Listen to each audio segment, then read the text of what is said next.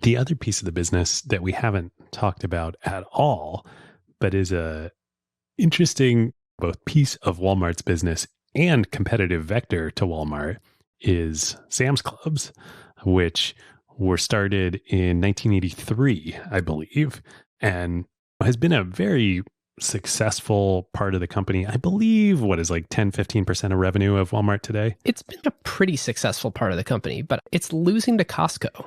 Yes, Costco has been this amazing story that is like the Walmart of Walmarts, and Walmart has it too with Sam's Club. But it's interesting you bring up margins. Costco does $217 billion a year in revenue. Sam's Club does about $75 billion.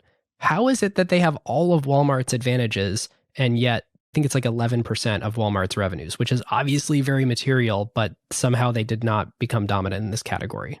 Especially, we were talking about Walmart Plus and this membership option. Costco doesn't really have much of an e-commerce digital business these days. I'm sure they're investing in it, but Walmart really was kind of positioned to have best of both worlds here of membership, subscription business with Sam's Club, plus e-commerce. It feels like there's a lot more that they could be doing.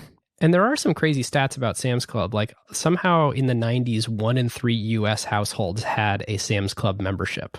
I don't know if you have the numbers, but I bet it's way less now. I think it's declined. Yeah.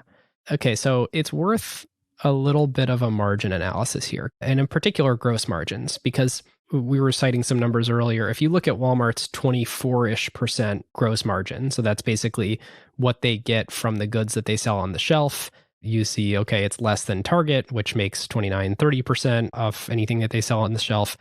Well, Costco's gross profit margin is only around 13%. And that's come up, like when they first went public in, I think, 92, it used to be like 10%. But the whole business of Costco is totally doing what Walmart did to the variety stores to Walmart and the other discounters. It's really the idea that, well, what if we have even less promises to customers about the experience that you get in store and we give it all back to you in price? So like, what if you can't buy small quantities of things? What if there's not really someone to help you get something off the shelf? What if it's all just in a freaking warehouse? It's all about what can we take away and will customers still deal with to get the lowest price? So Saul Price, of course, as we talked about, and Jim Senegal, who worked for him, were big pioneers of the shopping club, Costco, Price Club, Sam's Club model.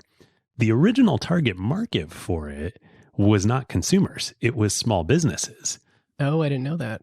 And that was the core of the market. And then over time, I think as Costco grew, I think they realized, oh, consumers like this too. Yeah. Yeah, it's interesting.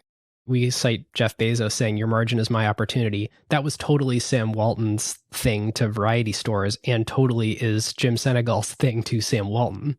While we're talking about things that Walmart has not executed on to Sam's level of rigor, shall we say, over the years.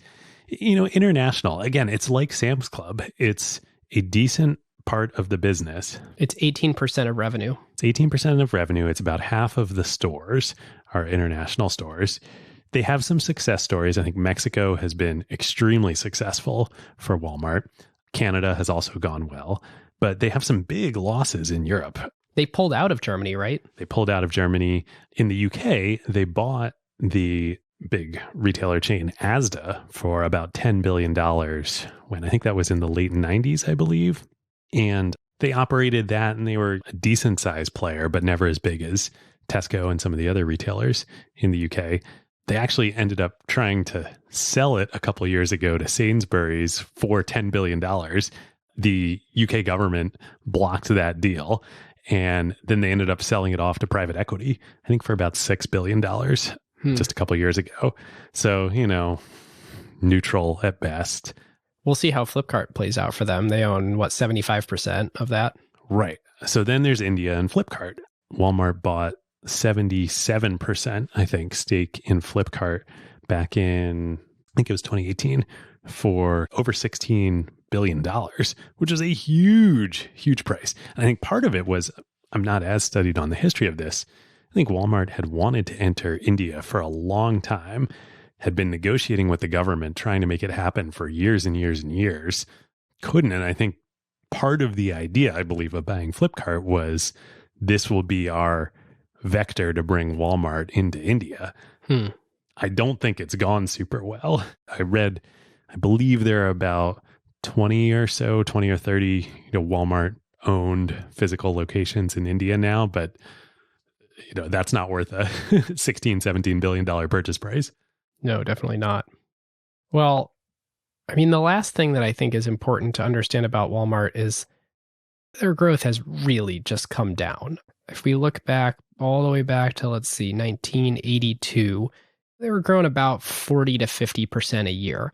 And that has basically been on a slow, steady decline all the way until about 2013, where it's been about flat at 3% since then. So they're trying to make all these big investments. And this is revenue, by the way. So it's not like, oh, well, that's just because they're reinvesting in e-commerce no, like the top line is just not moving very far year over year these days. Now, to be fair, it is the biggest top line of any company in the world. So the law of large numbers is at work. But as we've talked about, it's not like they fully saturated the TAM if you include e-commerce and you include international. Had they executed well on both of those. And grocery. Well, they did on grocery, but on discount clubs and the Costco and Sam's Club, if they'd executed well on all of those, their growth could have been much, much higher. Who got the truth? Is it you? Is it you? Is it you? Sit me down, say it straight. Another story on the way. Who got the truth?